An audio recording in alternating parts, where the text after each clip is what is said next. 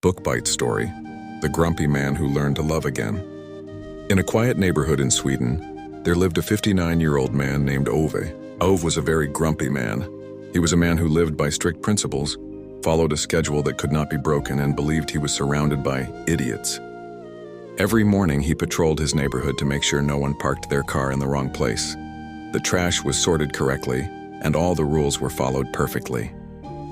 But behind his cranky appearance and endless complaints, Ove kept a deep sadness inside him. His beloved wife Sonia had passed away. Since then, Ove's world had lost its color.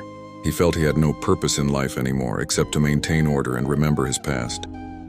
One day, his strict routine was disturbed by the arrival of new neighbors, a noisy and seemingly clumsy young family. They arrived with a trailer and immediately hit Ove's beloved mailbox. This moment was the beginning of the chaos that would end up saving his life. This new family, especially the very pregnant wife named Parvane, was not scared by Ove's grumpy nature at all. With her warm and straightforward personality, Parvane constantly asked Ove for help.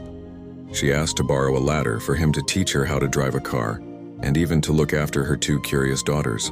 At first, Ove did all of this while grumbling and complaining endlessly, but he could never say no.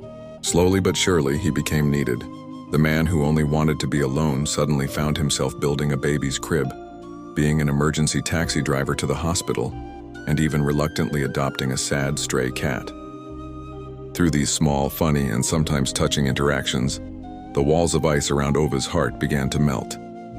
The people around him started to see a different side of him, a man who was very loyal, very skilled, and had a very kind heart that was just buried under layers of grief. He discovered that his principles and skills, which he was always proud of, could actually bring happiness to other people. Ove didn't turn into a man who smiled all the time, but he found a new, unexpected family.